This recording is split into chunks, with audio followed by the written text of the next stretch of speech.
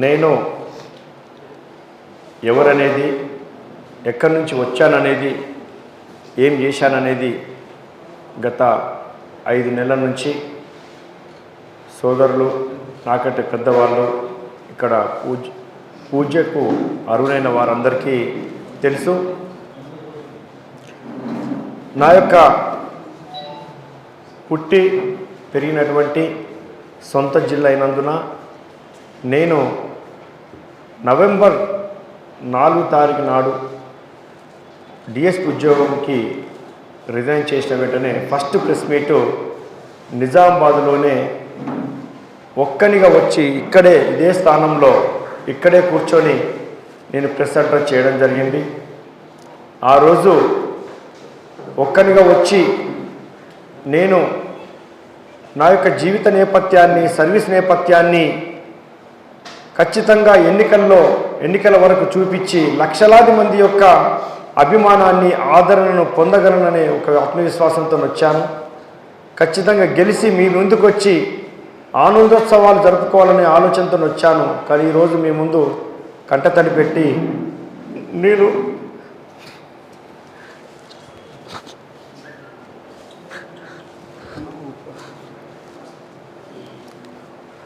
నా పట్ల జరిగినటువంటి కుట్రను ఈరోజు తెలియపరుస్తానని అనుకోలేదు.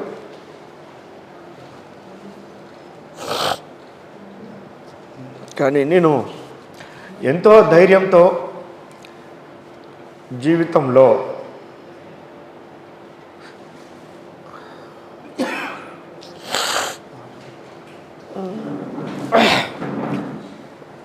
వాస్తవానికి నేను భయపడి వెనక్కి తక్కి కంటతడ్లు పెట్టుకుంటూ ముందు సాగే జీవిత నేపథ్యం కాదు. కానీ ఒకే ఒక విషయంలో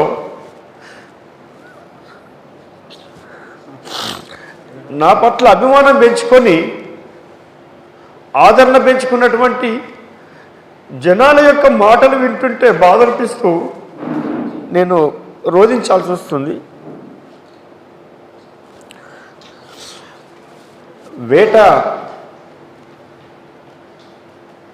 వేటాడే నేపథ్యం కలిగిన కుటుంబం, ఇంటింటికి వెళ్ళి కళలు ప్రదర్శించి భిక్షాటన చేసే కుటుంబం, సంచార జీవితాన్ని గడిపే కుటుంబం, ఇట్లా ఒక్కొక్క అడుగు ధైర్యంతో ముందుకు వేస్తూ వెళ్ళినటువంటి నేపథ్యంలో నాకు ప్రతి అడుగులో ధైర్యమే కనపడ్డది, భయం లేని ధైర్యమే కనపడ్డది. కానీ నేను పిరికి పందని కాదు.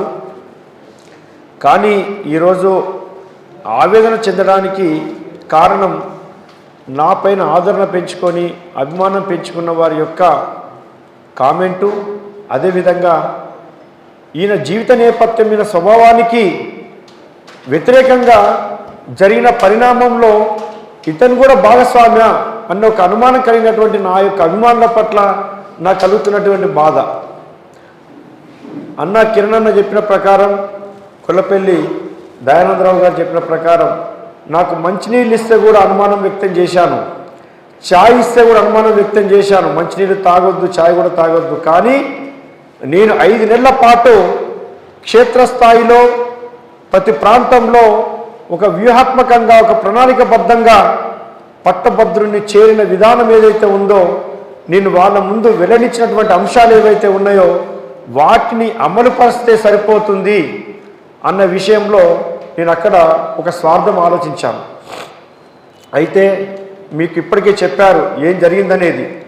నేను 5 నెలల పాటు ప్రచారంలో భాగంగా నిమగ్నమయ్యి సబ్బండ వర్గాల యొక్క, అధికారానికి దూరం ఉన్నటువంటి వర్గాల యొక్క అభిమానాన్ని చూరగొని ముందడుగు వేస్తున్న క్రమంలో నా యొక్క నామినేషన్ ప్రక్రియ కూడా చాలా విజయవంతంగా కొనసాగింది. ప్రతి వ్యక్తికి నా యొక్క స్వభావం చేరింది. అదే సమయంలో ప్రతి ఒక్క వ్యక్తి, మేధావి, ప్రతి ఒక్క శాస్త్రవేత్త, ప్రతి వృత్తి నిపుణుడు, ప్రతి ఒక్క సమాజంలో ఉన్నటువంటి ప్రతి వ్యక్తి నా పట్ల ఆదరణ చూపిండు. నా విజయానికి ఒక అడుగు దూరంలో ఉన్న సందర్భంలో నాకు ఎలాంటి నిర్ణయం లేదు, నాకు ఎలాంటి ఆలోచన లేదు, నాకు ఎలాంటి స్వభావం లేదు నేను వెళ్ళేసి పాలక వర్గాన్ని ఒక పార్టీని అడగాలని చెప్పి. అటువంటి సందర్భంలో ఒక ఇండిపెండెంట్ క్యాండిడేట్గా నేను దూసుకుపోతున్న క్రమంలో నాకు సడన్గా నేను ఎవరి ద్వారా అయితే అందరిలాగానే కలిసి ఎవరి ద్వారా అయితే మ్యాండేట్ కోసం ప్రయత్నం చేశానో, వాస్తవానికి ఇక్కడ చెప్పాలంటే నేను మ్యాండేట్ కోసం విస్తృతంగా ప్రయత్నం చేశాను. అధికార పార్టీ కాబట్టి అక్కడ ఎమ్మెల్సీ గెలిచి అధికార పార్టీతో యుక్తంగా పట్టభద్రుల యొక్క డిమాండ్ నెరవేర్చడానికి చాలా సులువుగా ఉంటుందన్న ఉద్దేశంతో నేను మ్యాండేట్కు ప్రయత్నించడం జరిగింది. అందులో భాగంగా ప్రయత్నించే క్రమంలో విహెచ్ హనుమంతరావు గారు మాజీ పిసిసి ప్రెసిడెంట్ గారు వారు కూడా వాస్తవానికి విస్తృతంగా ప్రయత్నం చేసి విఫలమయ్యారు. నాకు మ్యాండేట్ దొరకలేదు, అంతటితో వదిలేశాం. ప్రజా ఆదరణ దొరికింది, కానీ వారి ద్వారా వచ్చేటువంటి కాల్ ముఖ్యమంత్రి గారు సమయం ఇచ్చారు, మీతో కలిసి చర్చిస్తారు అన్న విషయం నాకొక సందర్భంలో అనుమానం కూడా వచ్చింది. అన్నా నేను వస్తాను, కానీ నేను ఎటువంటి ఫోటోగ్రాఫిక్ దిగను, ఎటువంటి వీడియో నాకు తీయొద్దు, నేను కారులో కూర్చుంటాను, మీరు మాట్లాడండి. ఎందుకంటే ఈ సమయం కేవలం 10 రోజులు మాత్రమే ఉన్నది. 5 నెలలు కష్టపడ్డటువంటి నా జీవితంలో, నా యొక్క ప్రచారంలో నా పైన ఆశ పెట్టుకున్నటువంటి నిపుణులు మేధావులకు నేను అన్యాయం చేసేట్టు ఉండొద్దు అన్న విషయం కూడా నేను తెలియపరిచాను. కానీ నేను మాత్రం నిర్ణయం తీసుకోలేదు, నేను కలుస్తాను అనలేదు. ఆ సమయంలో ఒక ముఖ్యమంత్రి గారు పిలిచినప్పుడు ఎవరైనా సరే వెళ్ళాలి కదా. అది నేను ఒక ఎగ్జిక్యూటివ్ సిస్టంలో పనిచేసిన వ్యక్తిని, ఒక వ్యవస్థలో పనిచేసిన వ్యక్తిని ఎవరు కూడా కాదనకుండా వెళ్ళడం సమంజసము, ఆ సబబు అనే ఉద్దేశంతో నేను వెళ్తే అక్కడ శ్రీధర్ బాబు గారిని కలవాలన్న ఆలోచన నాకు లేదు. శ్రీధర్ బాబు గారు ఈ విషయంలో పిలుస్తున్న విషయం నాకు తెలియదు. చక్కగా వెళ్ళిన తర్వాత సీఎం గారు శ్రీధర్ బాబు గారు ఏం మాట్లాడుకున్నారో, హనుమంతరావు గారు శ్రీధర్ బాబు గారు ఏం మాట్లాడుకున్నారో నాకు తెలియదు. సడన్గా ఛాంబర్లకు వారి పని కోసం వెళ్తున్నారేమో, నన్ను రమ్మంటున్నారు అనుకున్నాను శ్రీధర్ బాబు గారు ఛాంబర్లకి. అక్కడికి వెళ్ళిన తర్వాత సడన్గా నా యొక్క ఫోటో 2 నిమిషాల్లో బయటకు వచ్చేసి దాన్ని విరమించుకున్నట్టుగానే వాళ్ళు యాడ్ రన్ పెట్టారు. దాన్నే సోషల్ మీడియాలో క్యాంపెయిన్ రన్ అంటారు.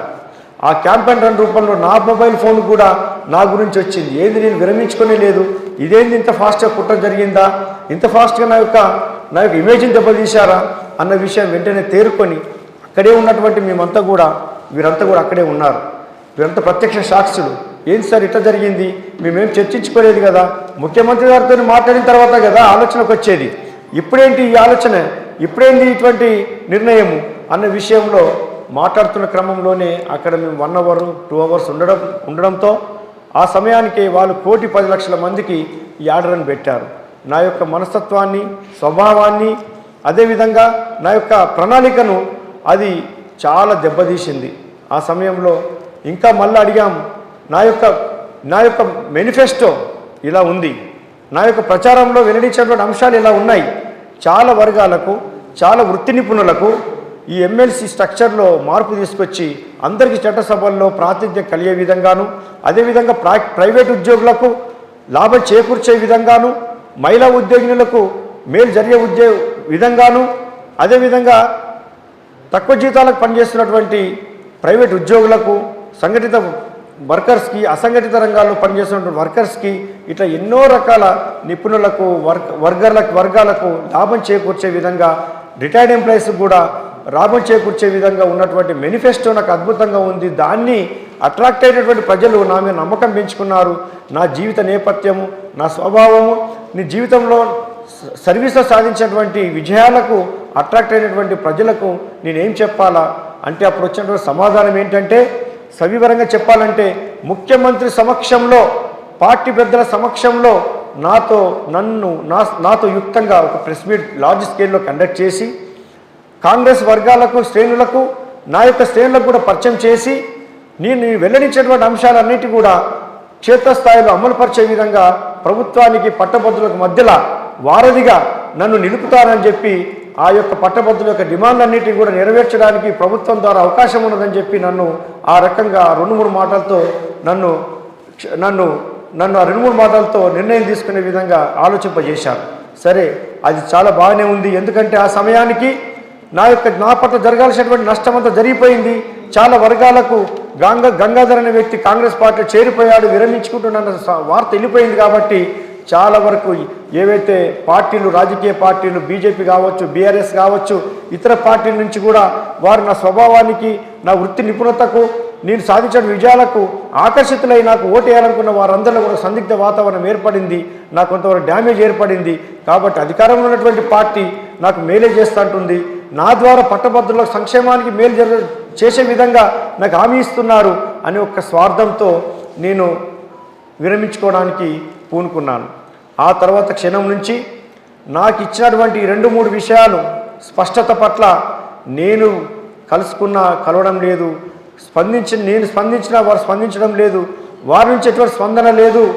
అటువంటి క్రమంలో నేను 7 రోజులు వెయిట్ చేయడం జరిగింది. అంటే దాని పట్ల నేను ఒక పోలీస్ అధికారిగా నేను విచారించుకుంటే ఆ క్షణంలో వచ్చినటువంటి సందేహాలు నాకు నివృత్తి కావడం జరిగింది.